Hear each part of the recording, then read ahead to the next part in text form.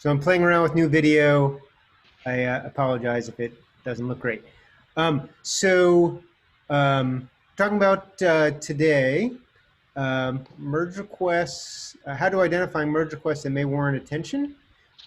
Just quickly, we did a little, Lily and I did a little preview of the slides. We're not going to go over slides, but I do want to touch on what are we trying to accomplish? Increase merge requests per month, reduce time to merge, and also do the above efficiently without creating low value work or busy work, aka busy work for engineering managers.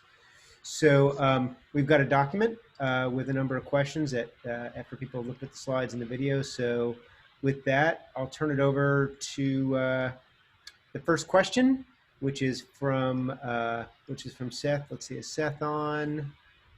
No. Does somebody want to verbalize for Seth? Sure, I'll verbalize.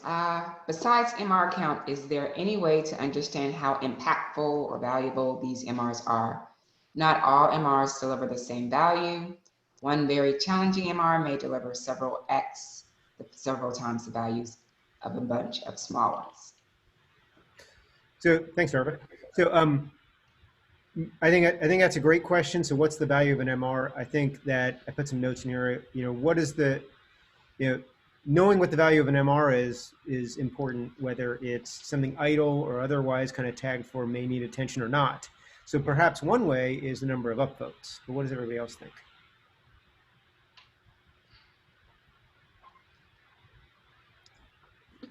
I have concerns about the last line there. The one very challenging MR may deliver X value of a bunch of small ones. That to me implies that the MR is too big, right? That there's probably too much going on. We want them to be the smallest possible increment, but I might be overanalyzing this comment. Aside from that, I don't know how we could justify impact or weight. I think that would be fairly subjective. So I don't know that we can measure this. I definitely agree it's very hard to measure if it is measurable at all. What does everybody else think?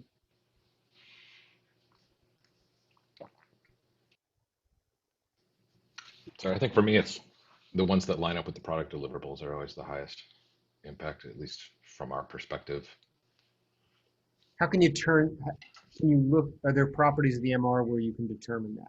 By labels or otherwise, or it's just the engine? Typically labels. Yeah, it's usually a relationship like this MR closes this issue. We encourage the developers to label up the MRs with the same labels that the deliverable issue has, so that we're able to find correlating issues. Yeah, I was just going to say, typically my teams, we label the issue with deliverable, but not necessarily the MR. That sounds like, Stephen, your team does actually match the MR label and carry over that deliverable label too. Yeah, I'd say we're not 100% accurate, but it's definitely a direction that we're working in. So specifically the deliverable label? Yes, sir. We have a lot of automation built on the issue side around that deliverable label, the milestone advancing, and then applying like missed labels, missed 13.1, missed 13.2. So combining those with like, okay, here's an issue that's had an MR open for 2 releases, right? And it's directly related to something we're trying to deliver. And so being able to dial those in and understand that relationship helps us set expectations. So would it potentially help, not all teams, of course, are using the deliverable label on MRs, but would it help to, in the triage issue and in the SciSense report, to indicate whether it has the deliverable label or not, to call that out? For us it would, but again, if we're kind of the exception and not the rule, I'm not sure how useful it would be for everyone else. Wouldn't be opposed to that though. I don't know what signal that gives us. If I'm creating an MR, I plan to make it deliverable. Otherwise, I wouldn't create an MR. So I'm not sure. On our team, that's not the case though. We have 2 giant buckets of work every release. One bucket comes from the product team and in the things that they want to see, and the other bucket of work comes from other teams needing things like new gems, or from the security team, they need a new some scan results have come in. There's an MR to update, a gem, Ruby, some other component. So those don't typically get captured by the product team ahead of time as a deliverable. It's more of keeping the lights on work that we're as a team expected to complete each cycle. But you plan on, I guess instead of the definition of deliverable in my head, it just means we plan on delivering it in the milestone. So if you plan on delivering that other bucket of work, it's still deliverable. And so I don't. Yeah, just not from a product perspective. Again, we use the deliverable label specifically to work with product to help us understand that these are things that we've agreed to with the product team. And then again, we use that automation each month to help us sort of gauge, how many things are we rolling over? What's our say-do ratio look like? There's other things that we can derive from things that we specifically label as a deliverable issue. Can we do a quick, sorry, Dan, can we do a quick Zoom style poll with using reactions? Does your team generally put the deliverable label on MRs for the, if they are part of something that is deliverable or not? So if you are, please give it a thumbs up via Zoom. So I'm seeing 0. So we know it's at least 1, but it sounds like we're not doing it. We're not doing it consistently. So, which is not good or bad, just is. But there were some other comments from others. I was just. Go ahead, Dava. Thanks, Daniel.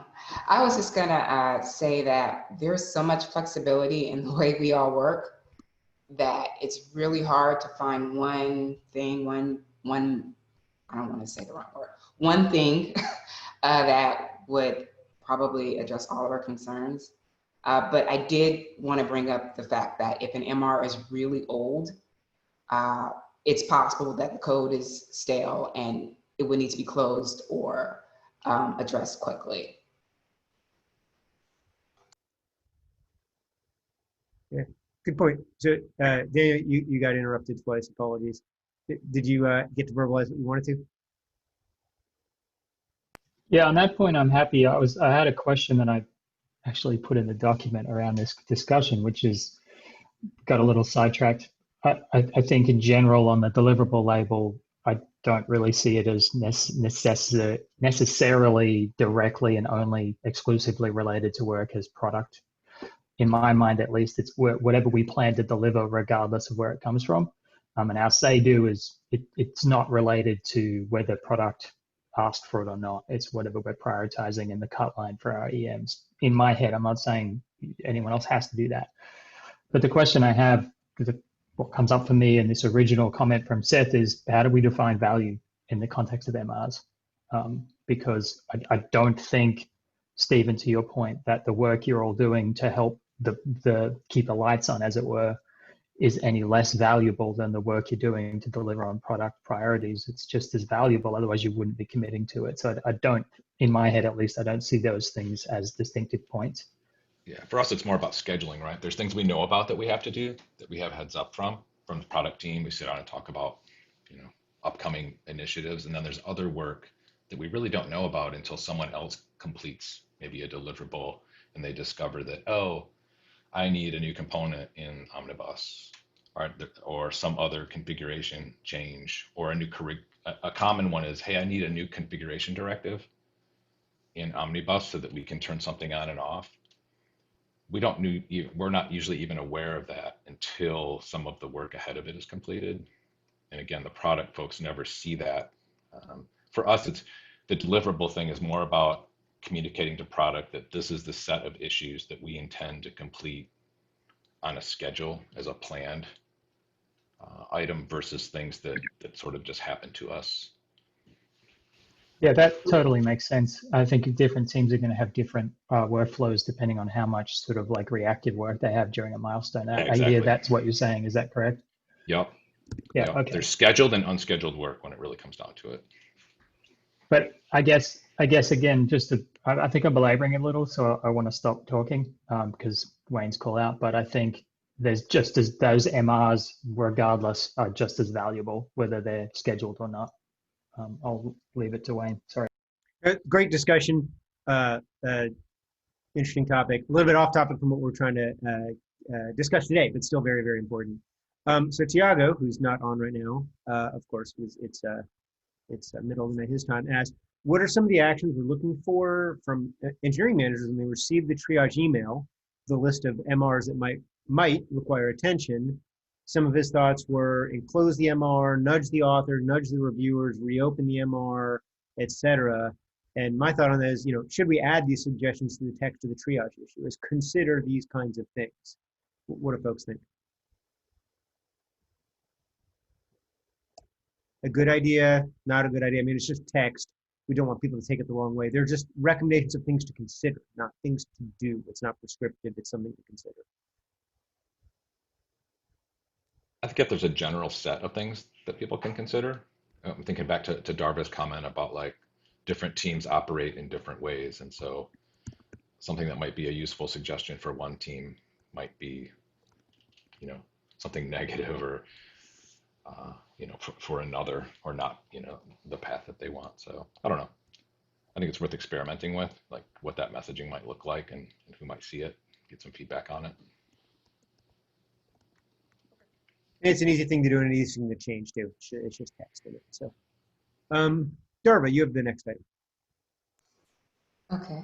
I was actually going to comment on the last item. I was trying to read through all the comments. I like it when I get a triage email and it tells me to ask questions like, okay, check on this, think about this, not necessarily tell me what to do, but just give me ideas of things that I should look into. Because even on the same team for different MRs, there could be different reasons why it's open. And the next item was, so what I usually do when I get a triage email, I go into the triage issue, and in parentheses, I add mention the engineers' names, so that they're all aware of this issue and how it works anyway, so they know, okay, when I get this issue, let me take a look at it. And it would remove a step for me if it was automatically mentioning their names, and I would still be the DRI, or myself and Roman would still be the DRI, but we wouldn't have to, do that extra step of adding the mention. I personally think it was a great idea. Is this much work to add, Kyle? I know, Kyle, you're not the only one who does it, but I know. Yeah, I don't think so. I think we could actually mention it in the description of the triage report. So when we just list it, we could say who the author is there, and as long as it's as long as we don't mention the MR directly, like linked, it shouldn't kick it out of the idle categorization. I'll create an issue for that and link to it in the agenda, because that's a great idea. Yeah, you could I'll just delete my comment. I read the Darva's comment wrong. She's focusing on the issue. I was looking at the MR, so. Okay. As long as you don't link to the issue directly, it doesn't update. Yep. Yeah, that's something we were definitely the MR directly doesn't update that. So I did a little copy and paste from the slides. Which of these should we pursue and with what priority? So I added, these are just thoughts that Lily and Kyle and I and others who commented prior came up with of potential things to do. So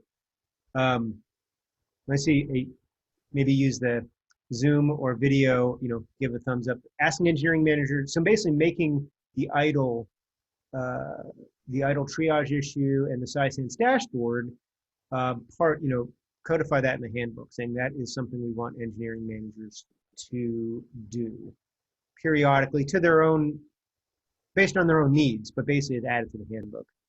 Good idea, not a good idea? You see a thumbs up on if it's a good idea.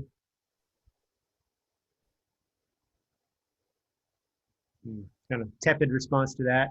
Dan, you have a thought on it?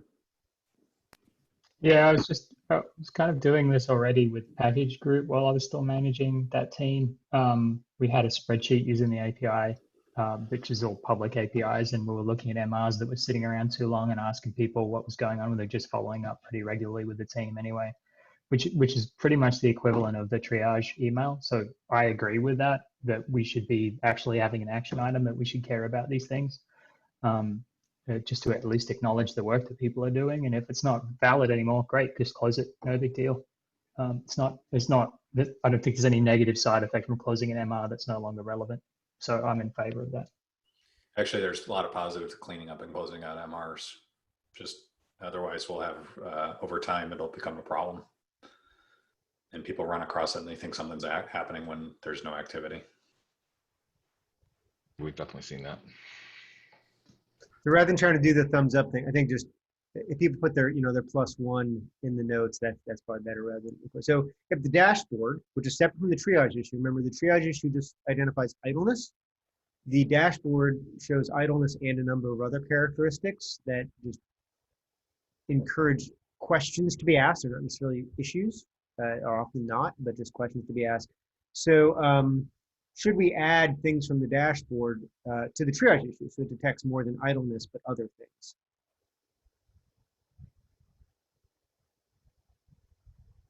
I had a question on that. I thought you couldn't. I thought there was certain data that was not available to us in the issue, but was available on the dashboard. Yeah, it's definitely the case. We could get the data from Sisense rather than from the GitLab API. For some of the things are on the GitLab API, we could add. Some things we could get from Sisense, but we'd rather not do that. We'd rather enhance the API because if we need it, likely users need it. So it's definitely not easy to add many of the other things, but that doesn't mean we shouldn't do it. If it'd be very valuable, I'd still like to. I think it would be more efficient to have one single source of truth. If we could, that could be the goal, because right now we do have to go to 2 places. Definitely agree there. So I'm gonna skip C and it's just an idea and a lot of work. So about using machine learning trends. We can consider. So I'm gonna actually skip B too, unless anybody wants to talk about it. So E, you're using a label for intentionally idle. One pattern that I wasn't aware of is that some merge requests are intentionally idle. They're out there for test purposes, et cetera, and they still show up in the idle merge request triage issue. It's a mouthful. It encourages people to ignore it or to close out the merge request, and they really didn't want to do that, so it stopped showing up. So should we have a intentionally idle flag so that the triage? So I'm seeing some nodding. Jake, do you want to verbalize? Sure. Yeah. Most of the issues or the merge requests that the triage issue has raised for my group, I contact the author and they're like, oh yeah, I was just keeping that open as an alternative path that I might take or as for discussion. And I think there is some value in that workflow of like having something that you can just sort of have and your teammates can comment on it and things like that. They can see what you're working on. I think I agree with Christopher that over the long term, it can create mess. And if those things don't get cleaned up after they're no longer relevant, that's where you want to do some cleanup, but that might be on a much longer time frame than we would consider a healthy start to finish for a merge request that was delivering something. So I think a label might be a good way to deal with that and still allow us to clean things up while supporting that workflow. Seems like this one's go ahead. I agree. I have a couple engineers who use MRs to organize their thoughts, and they are intentionally idle because it might be something we're not going to look at for a while, and they just want to kind of tinker with their spare time if they want to context switch from what their daily job is, right? And what's the alternative for them if they can't use this process? They'd have to come up with another one, or as one of my engineers said, I'd have to use Notepad or something to store it somewhere else. So this further encourages GitLab usage, and if we're constantly pinging them like, hey, close this, move this, do something, they might not be as excited to use GitLab. So I want to encourage use, and I think just adding that intentionally idle, or I've asked all of my engineers for those to just put a whip in front of it so that we know that it's, for all intents and purposes, intentionally idle on this. So this seems like an easy win to improve the process overall. Dan and Clement, anything to add on this one before we move on? To see if you have some comments that you want to Yeah, I was suggesting workflow label intentionally idle or idle, and then it would align with how it is in the workflow. But I don't really mind if people use whip instead. Seems to be a good way to do it. And Thomas, can you verbalize your point? It's a good one too. Yeah, we've overloaded labels a lot.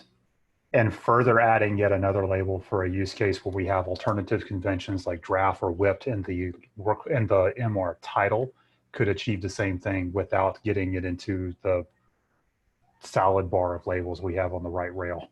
Yeah. So, because is there a convention we can introduce in the title that would make this more easily scannable? Or should we? I like the idea. Should we not consider work in progress and draft ones for idleness? Basically, if it's work in progress or draft, don't consider it for idleness. Would that be a good way to go? Then there's no change in process for people and how they work with the MRs. It's just that we change. People be in favor of that? I The like only that over problem- the label. The only problem I have with titles is it's hard for searching. If you're searching through issues and if you're searching on the title, you'll likely crash. Performance is a little bit bad. So labels have better performance when searching. That's a good point.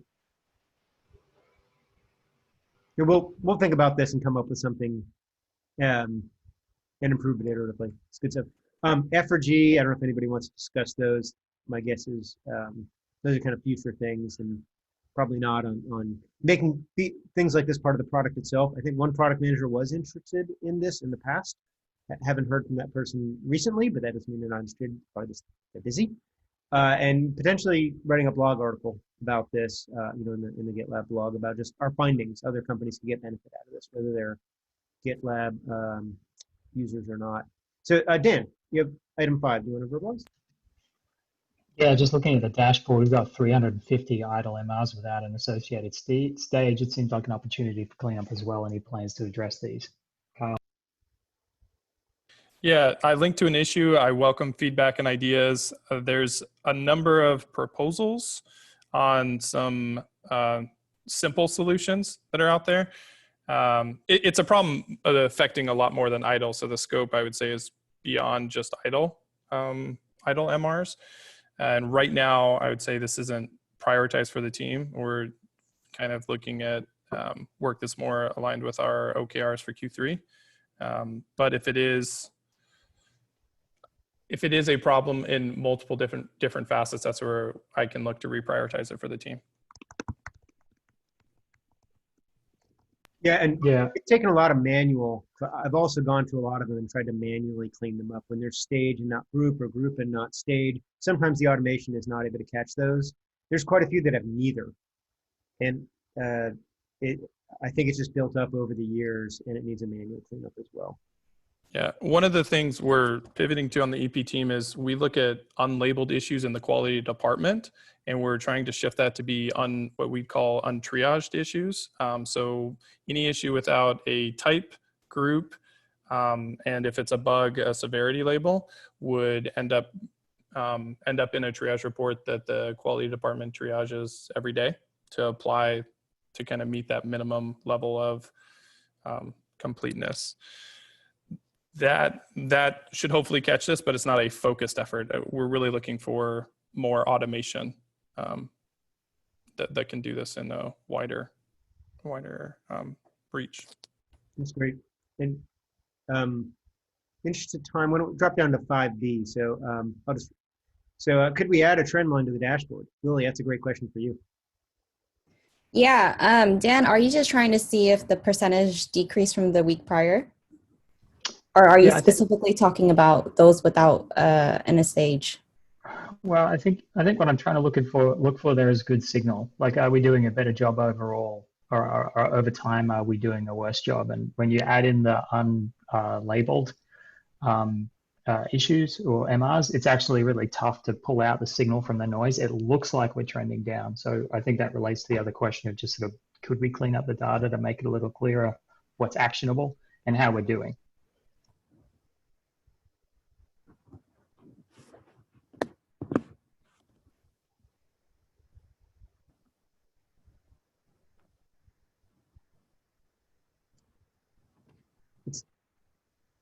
And Lily, what are your thoughts on that?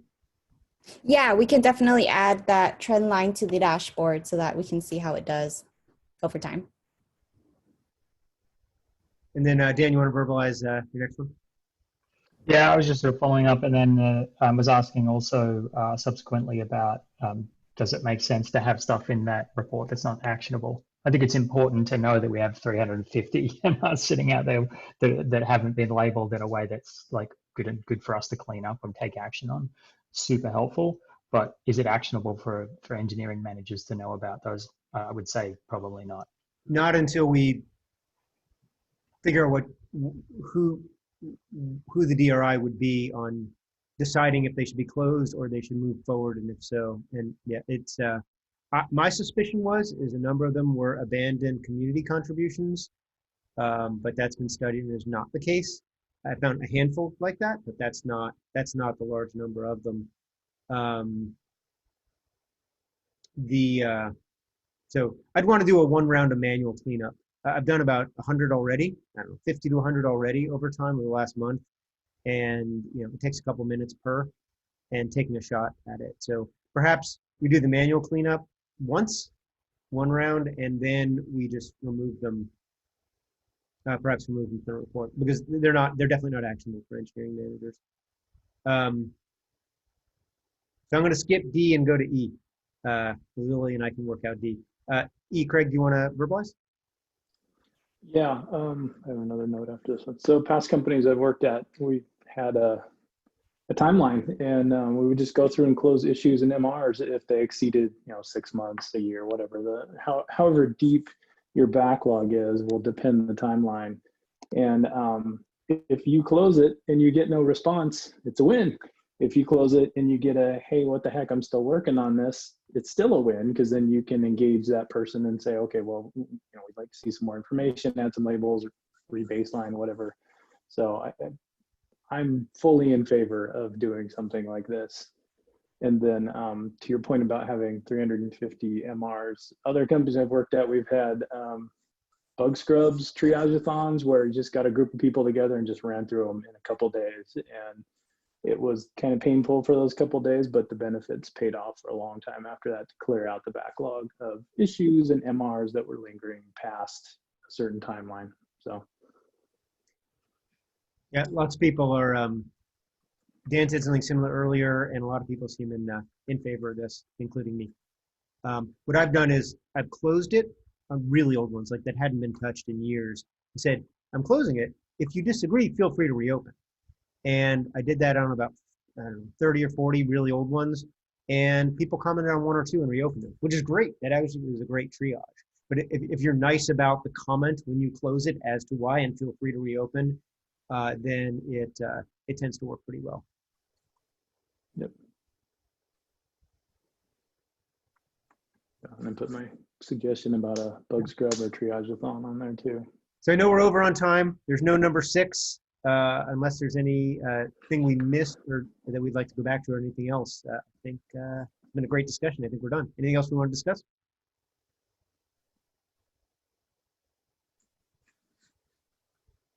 Thanks, everyone. Lily and Kyle and I will look at all these great notes and ideas and look to improve things iteratively. Cheers.